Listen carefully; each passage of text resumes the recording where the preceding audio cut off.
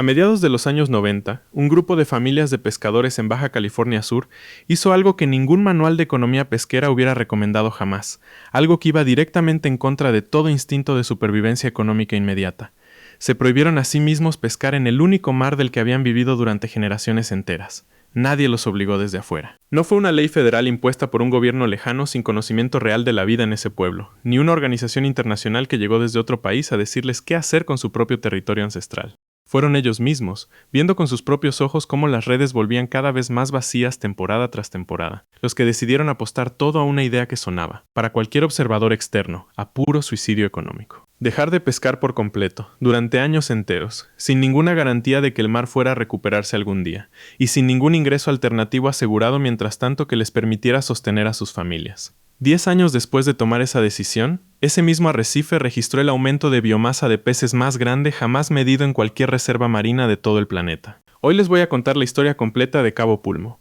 y de la apuesta más arriesgada que un puñado de familias mexicanas hizo jamás por su propio mar. Cabo Pulmo es una localidad diminuta, con apenas un puñado de familias viviendo permanentemente ahí, ubicada junto a uno de los arrecifes de coral más antiguos de todo el Golfo de California, un ecosistema que algunos científicos calculan que tiene alrededor de 20.000 años de existencia, formado muchísimo antes de que existiera cualquier asentamiento humano en esa costa. Durante generaciones enteras, la economía de ese pequeño pueblo dependió casi exclusivamente de la pesca, con familias completas que se ganaban la vida sacando pescado de ese mismo arrecife todos los días del año, tal como lo habían hecho sus padres y sus abuelos antes que ellos, transmitiendo el oficio de generación en generación sin que nadie cuestionara demasiado si ese modelo era sostenible a largo plazo. Pero hacia mediados de los años 90, algo empezó a cambiar de forma alarmante y perfectamente evidente para cualquiera que trabajara en esas aguas todos los días de su vida. Las capturas empezaban a bajar año tras año de manera sostenida. Las redes volvían cada vez más livianas al final de cada jornada, y los propios pescadores, gente que conocía ese mar mejor que cualquier científico llegado de afuera, podían ver con sus propios ojos que el arrecife estaba en un declive sostenido y cada vez más difícil de ignorar. No hacía falta ningún estudio científico complejo ni ningún instrumento de medición sofisticado para notarlo. Bastaba con comparar, temporada tras temporada, lo que se sacaba del agua ese año con lo que se sacaba apenas 10 años antes, en una comparación que cualquier pescador de la zona podía hacer de memoria. Frente a ese panorama tan alarmante, familias locales, entre ellas la familia Castro, que hoy sigue siendo una de las voces más reconocidas y respetadas de toda la comunidad de Cabo Pulmo, empezaron a plantear una idea que a la mayoría de sus propios vecinos les sonó, en un primer momento, directamente descabellada y hasta un poco irresponsable. Dejar de pescar por completo en toda la zona del arrecife, convirtiendo esa área en lo que técnicamente se conoce como una zona de no captura, y apostando en cambio a que, con el tiempo suficiente y con la paciencia necesaria, el propio ecosistema marino se recuperaría por sí solo hasta el punto de volver a sostener económicamente a la comunidad, aunque fuera de una forma completamente distinta a la pesca tradicional que habían conocido toda su vida.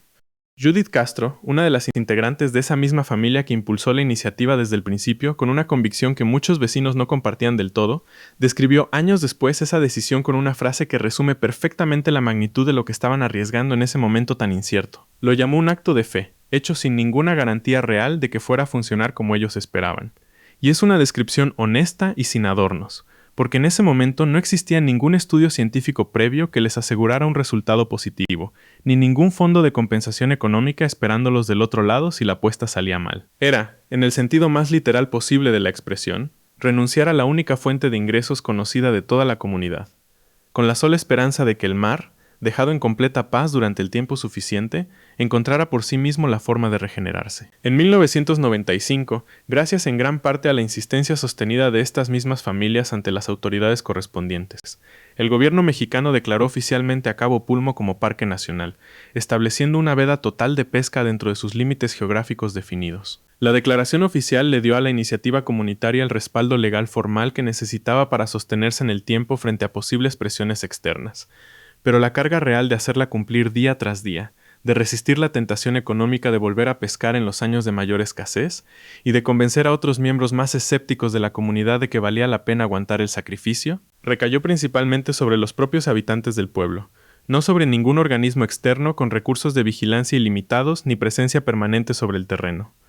Los años que siguieron a esa decisión no fueron sencillos, ni mucho menos, y sería deshonesto presentarlos como un camino sin obstáculos hacia un final feliz garantizado. Una comunidad que había vivido exclusivamente de la pesca durante generaciones enteras tuvo que encontrar, de un día para el otro y sin ningún manual que les explicara cómo hacerlo, formas alternativas de sostenerse económicamente mientras esperaban a que el arrecife diera las primeras señales concretas de recuperación. Sin ningún ingreso garantizado durante ese largo periodo de transición, y sin la certeza absoluta de que el sacrificio fuera a dar resultado algún día, cualquier año particularmente difícil económicamente, cualquier mala cosecha en otras actividades, hubiera sido excusa más que suficiente para que alguien de la comunidad rompiera la veda por necesidad y volviera a echar las redes al agua. Y sin embargo, año tras año, temporada tras temporada, la comunidad sostuvo ese compromiso colectivo sin ceder a la tentación inmediata. El primer estudio científico serio y sistemático sobre el estado real del arrecife de Cabo Pulmo, realizado entre 1999 y 2009,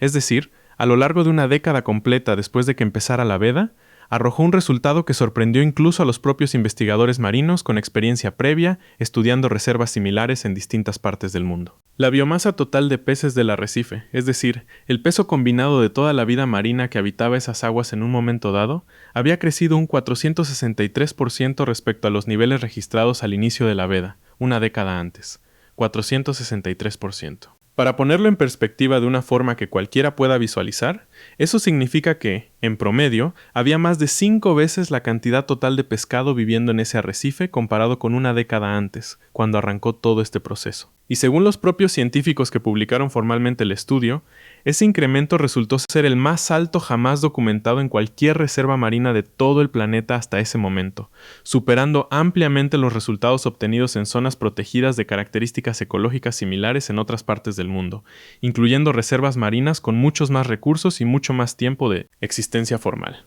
Tiburones que prácticamente habían desaparecido por completo de la zona, ahuyentados por décadas de presión pesquera constante, volvieron a aparecer en cantidades significativas dentro de los límites del parque protegido, algo que los propios buzos de la comunidad describen como una de las experiencias más impresionantes que pueden ofrecerle hoy a un visitante. Bancos de peces grandes, del tipo que solamente logra sobrevivir en ecosistemas verdaderamente saludables y con suficiente presión depredadora natural, funcionando de forma equilibrada, regresaron a poblar el arrecife en números que nadie en la comunidad recordaba haber visto en su propia vida adulta. La estructura completa del ecosistema marino, que llevaba décadas simplificándose progresivamente por la presión constante y acumulada de la pesca comercial, empezó a reconstruirse hacia algo mucho más parecido a lo que probablemente existía en esas aguas, mucho antes de que la pesca comercial intensiva se convirtiera en la principal actividad económica de toda la zona. Y acá viene la parte de esta historia que conecta directamente con la vida cotidiana de las familias que hicieron esta apuesta tan arriesgada en primer lugar, mucho más allá de cualquier cifra publicada en una revista científica.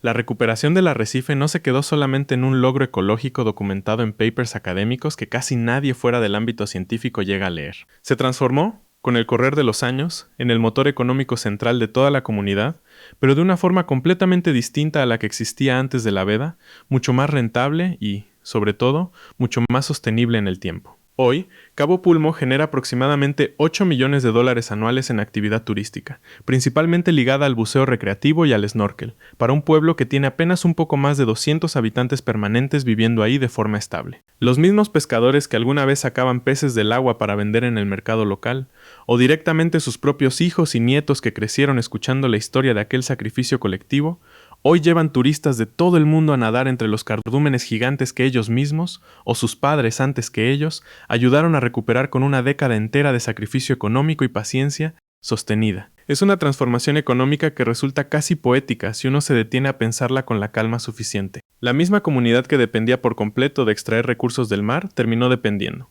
en cambio, de mantener esos mismos recursos completamente intactos y abundantes, porque son precisamente la abundancia y la diversidad del arrecife las que atraen a los buzos y turistas de todo el mundo dispuestos a pagar por ver, con sus propios ojos, algo que en la inmensa mayoría de las costas del planeta ya prácticamente no existe más en esa misma escala y esa misma densidad de vida marina. Y esta historia, para mí, tiene un valor que va mucho más allá del propio arrecife de Cabo Pulmo y de las cifras impresionantes que acabamos de repasar juntos. Es una de las pruebas más contundentes y mejor documentadas científicamente que existen hoy de que las zonas de no captura, cuando se implementan con seriedad genuina y se sostienen en el tiempo suficiente sin ceder a la tentación del corto plazo, pueden generar una recuperación ecológica de una magnitud que ningún otro tipo de intervención pesquera convencional logra replicar ni de lejos. Pero también es, quizás todavía más importante que el propio dato ecológico, la prueba de que esa recuperación no tuvo que venir impuesta desde afuera por un gobierno lejano con sus propias prioridades, ni por una organización internacional con sus propios intereses ajenos a la comunidad local. Vino directamente de la propia comunidad que dependía de ese mar para vivir, dispuesta a apostar su sustento inmediato y cotidiano a cambio de una promesa incierta a 10 años vista, sin ninguna garantía firmada de antemano de que el sacrificio fuera a valer la pena al final del camino. Judith Castro y el resto de las familias que impulsaron esta iniciativa en los años 90 no tenían, en ese momento inicial, ningún estudio científico que les asegurara de antemano el 463% de crecimiento que terminaron logrando una década después. Tenían, solamente, la observación directa y cotidiana de que algo estaba fallando gravemente en su forma histórica de relacionarse con el mar, y la disposición genuina de intentar algo radicalmente distinto, aun sin ninguna certeza previa de éxito. Ese acto de fe, tal como ella misma lo describió años más tarde con esas palabras exactas, terminó convirtiéndose en uno de los ejemplos de recuperación marina más citados y más estudiados de todo el planeta, y en la principal fuente de sustento económico de la misma comunidad que alguna vez arriesgó absolutamente todo para lograrlo. Si esta historia de un acto de fe que terminó reescribiendo la ciencia marina les gustó, para el próximo video vamos a quedarnos en el mismo mar mexicano, pero con un giro totalmente distinto. Les vamos a contar cómo un grupo de científicos descubrió 2 especies de cocodrilos completamente nuevas, escondidas a plena vista en pleno Caribe mexicano, en una de las zonas turísticas más visitadas de todo el país, y sin que nadie se hubiera dado cuenta hasta hace apenas unos meses. Suscríbanse y nos vemos en el próximo video.